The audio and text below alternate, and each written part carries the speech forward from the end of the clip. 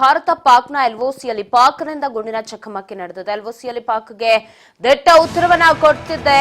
ಭಾರತ ಎಲ್ಒಸಿಯಲ್ಲಿ ಎರಡೂ ಕಡೆಯಿಂದ ಗುಂಡಿನ ಚಕಮಕಿ ನಡೆದಿದ್ದು ಮುಂದುವರಿತಾ ಇದೆ. ಪಾಕ್ ಇಂಡಿಯಾ ನಡುವೆ ಗುಂಡಿನ ಚಕಮಕಿ.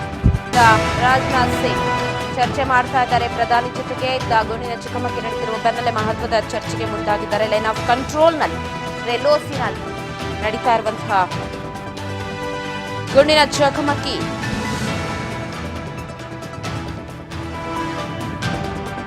ಪಾಕ್ಗೆ ದಿಟ್ಟ ಉತ್ತರವನ್ನ ಕೊಡ್ತಾ ಇದೆ ಭಾರತ ಎಲ್ಒಸಿಯಲ್ಲಿ. ಭಾರತೀಯ ಸೇನೆ ಪಾಕಿಗಳ ನಡುವೆ ಗುಂಡಿನ ಚಕಮಕಿ. ಇದ್ರ ಬಗ್ಗೆ ರಾಜನಾಥ್ ಸಿಂಗ್ ಪ್ರಧಾನಿಯ ಜೊತೆಗೆ ಚರ್ಚೆಯನ್ನ ಮಾಡ್ತಿದ್ದು ಗುಂಡಿನ ಚಕಮಕಿ ನಡೀತಾ ಇರೋ ಬೆನ್ನಲ್ಲೇ ಮಹತ್ವದ ಚರ್ಚೆಗೆ ಮುಂದಾಗಿದ್ದಾರೆ. ಪ್ರಧಾನಿ ನಿವಾಸದಲ್ಲಿ ನಮೋ ಮಹತ್ವದ ಮಾತುಕತೆ.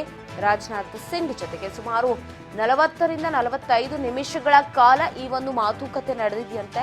ಪಹಲ್ಗಾಮ್ ದಾಳಿಯ ಬಗ್ಗೆ ಚರ್ಚೆಯನ್ನ ನಡೆಸಿದ್ದಾರೆ ಪ್ರಧಾನಿ ಮೋದಿ. ಮಿಲಿಟರಿ ಮತ್ತು ರಾಜತಾಂತ್ರಿಕ ಕಾರ್ಯತಂತ್ರಗಳ ಕುರಿತು ಚರ್ಚೆಯನ್ನ ಕೂಡ ಅಲ್ಲಿ ಮಾಡಲಾಗಿದೆಯಂತೆ. ಸುಮಾರು 40ರಿಂದ 45 ನಿಮಿಷಗಳ ಕಾಲ ನಡೆದಂತಹ ಈ ಒಂದು ಚರ್ಚೆ ಬಹಳ ಪ್ರಾಮುಖ್ಯತೆಯನ್ನ ಪಡೆಯುತ್ತೆ ಅಂತಾನೆ ಹೇಳಬಹುದು. ಯಾಕಂದ್ರೆ ಪಾಕ್ಗೆ ದಿಟ್ಟ ಉತ್ತರವನ್ನ ಕೊಡಲೇಬೇಕು, ಯುದ್ಧನೇ ಮಾಡಿ ಅಂತ ಹೇಳಿ ಭಾರತೀಯರ ಒಕ್ಕೂರಲ ಬೇಡಿಕೆಯಾಗಿದೆ. ಪಾಕಿಗಳನ್ನ ಹುಟ್ಟಡಗಿಸಿ ಅಂತ ಹೇಳಿ. ಯಾಕಂದ್ರೆ ಏನು ಅರಿಯದ ಕಾಶ್ಮೀರಕ್ಕೆ ಹೋದಂತಹ ಪಹಲ್ಗಾಮ್ಗೆ ಹೋದಂತಹ ಪ್ರವಾಸಿಗರು ಅವರಲ್ಲಿ ಯಾವುದೋ ದಾಳಿ ಮಾಡಬೇಕು, ಭಯೋತ್ಪಾದನಾ ಚಟುವಟಿಕೆಯನ್ನ ನಡೆಸಬೇಕು, ಅಥವಾ ಮತ್ಯಾರೋ ಪಾಕಿಸ್ತಾನದವ್ರನ್ನ ಹತ್ಯೆ ಮಾಡಬೇಕು, ಪಾಕಿಸ್ತಾನಕ್ಕೆ ನಾವು ನುಸುಳಬೇಕು ಅಂತ ಹೋದವರಲ್ಲ. ಅವರು ಅವ್ರ ಪಾಡಿಗೆ ಫ್ಯಾಮಿಲಿ ಜೊತೆ ಖುಷಿಗಾಗಿ ಇರಬೇಕು, ಅದಷ್ಟು ಕ್ಷಣಗಳನ್ನು ಕಲಿಬೇಕು ಅಂತ ಹೇಳುವುದವರು. ಅವ್ರಿಗೆ ಸುಮಾರು 27ರಿಂದ 30 ಜನರಿಗೆ ರಕ್ತ ದೋಕುಳಿಯನ್ನ ನಡೆಸಿದಂತಹ ಪಾಕಿಸ್ತಾನ ಇದರ ವಿರುದ್ಧ ಯುದ್ಧವನ್ನ ಸಾರೋ ಎಲ್ಲ ಸಾಧ್ಯತೆಗಳು ಇದೆ ಅಂತಲೇ ಹೇಳ್ಬಹುದು. ಈಗಾಗಲೇ ಅದಕ್ಕೆ ಒಂದು ಸ್ಟೆಪ್ ಮುಂದಿದ್ದಾರೆ ನಮ್ಮ ಭಾರತೀಯ ಸೇನೆ.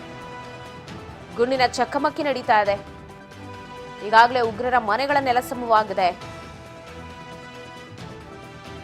ನೆಲೆಗಳನ್ನೇ ಉಡಿಸು ಮಾಡ್ತಿದ್ದು ಇದೀಗ ಮಿಲಿಟರಿ ರಾಜತಾಂತ್ರಿಕ ಕಾರ್ಯತಂತ್ರಗಳ ಕುರಿತು ಚರ್ಚೆ ನಡೆದಿದ್ದು 45 ನಿಮಿಷಗಳು ಮಾತುಕತೆ ನಡೆಸಿದ್ದಾರೆ ರಾಜನಾಥ್ ಸಿಂಗ್ ಜೊತೆಗೆ ಪ್ರಧಾನಿ ಮೋದಿ.